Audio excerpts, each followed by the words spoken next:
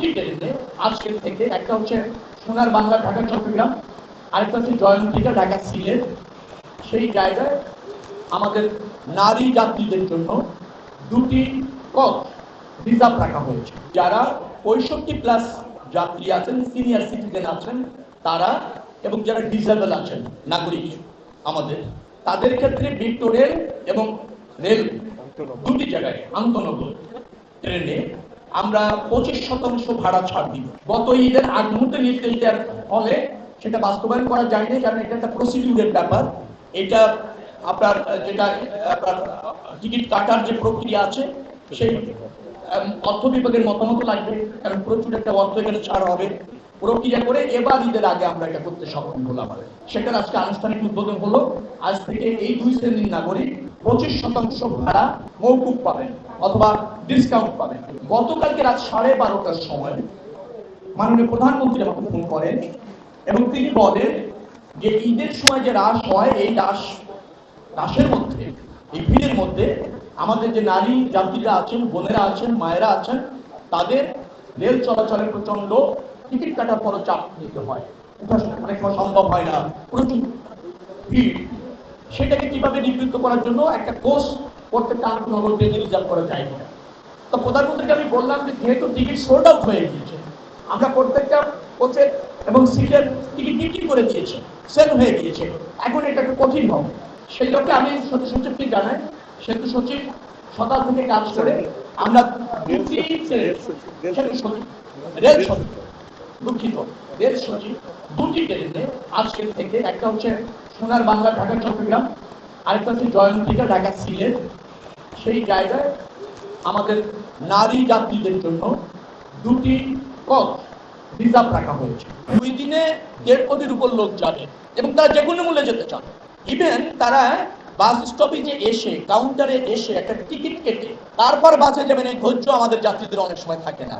ছুটিটা পাওয়ার পরে তারা কি করেন, মহাসড়কে চলে আসেন, বাস স্ট্যান্ডে আসেন না, গাড়ির জন্য অপেক্ষা করতে চান না, চলন্ত যানে উঠার একটা বড় প্রবণতা থাকে এবং লাখ লাখ যাত্রী আগামীকাল এবং পরশু, আপনি ঈদের আগের দিন দেখবেন গার্মেন্টস ছুটি হলে লাখ লাখ যাত্রী চলে আসছে। একেবারে আব্দুল্লাহপুর থেকে যদি যান একেবারে আপনার চন্দ্রা পর্যন্ত বা টঙ্গী ক্রস করে গাজীপুরের পুরো রাস্তায় লাখ লাখ যাত্রী। আমরা এই প্রক্রিয়ায় যাওয়াটা নিরুৎসাহিত করি, কারণ এত 1.5 কোটি লোককে বহন করার জন্য ফিটনেস যুক্ত যান তো নেই, এটা তো বাস্তবতা।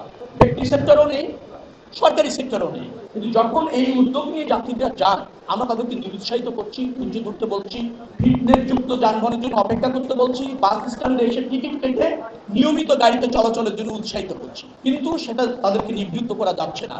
তারা যে কোনো যানে উঠে যাচ্ছে, ছোট পিকআপ, বুঝাই ট্রাক, অথবা ধরেন ওই অঞ্চলের লোকাল কোনো যানে ভেঙে ভেঙে তারা যাচ্ছেন, 5 কিলোমিটার যাচ্ছেন, ওখান থেকে ছোট একটা যান চেঞ্জ করে আবার যাচ্ছেন, এভাবে তারা যাচ্ছেন। তো এটা সচেতনতা প্রয়োজন।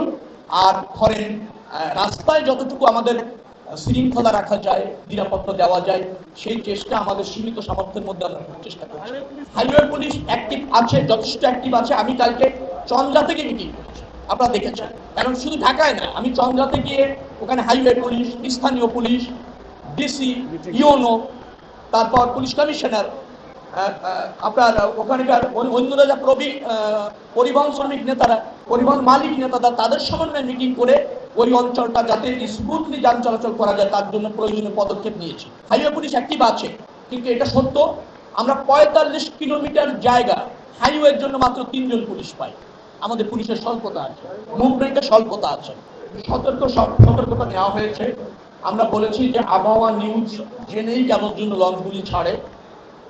নৌ পুলিশ সহ অন্যান্য জায়গায় ভিজিলেন্স টিম আছে, তদারকি আছে। কিন্তু আমার অনুরোধ থাকবে যাত্রীদের এবং লঞ্চ মালিকদের এবং ডাব্লিউটিএ যারা কর্মকর্তারা আছেন, তারা আবহাওয়া নিউজ জেনে তারপরে নিরঘাট থেকে লঞ্চগুলি ছাড়ে। সেটা আমরা বলছি। পদক্ষেপ এখন না, সবসময় আছে। ফিটনেসবিহীন যানকে বিআরটিএ থেকে অনুমোদন দেওয়া হয় না চলাচল। কিন্তু তারপর আপনি দেখবেন যে বিভিন্ন অঞ্চলে, জেলাগুলিতে অনেক সময় এই ক্রাইসিসকে উপেক্ষা করে চলে আসে। পুলিশ নিয়ন্ত্রণ করতে চেষ্টা করে, তারপরও সম্পূর্ণ নিয়ন্ত্রণ করা যাচ্ছে না। কারণ যাত্রীর ডিমান্ড এমন হয়, তারা আপনাকে কি বলবো, হাজার হাজার যাত্রী এক জায়গায় দাঁড়িয়ে আছে। তো তাকে যদি আপনি বলেন এটা গাড়ি ফিটনেসটা আপনি উঠবেন না, আপনি নিবৃত্ত করতে পারছেন না, উঠছে। তো এটা পর্যায়ক্রমে ফিটনেসবিহীন গাড়ি চলাচল থাকবে না, সেটা আমরা পর্যায়ক্রমে এনশিওর করছি।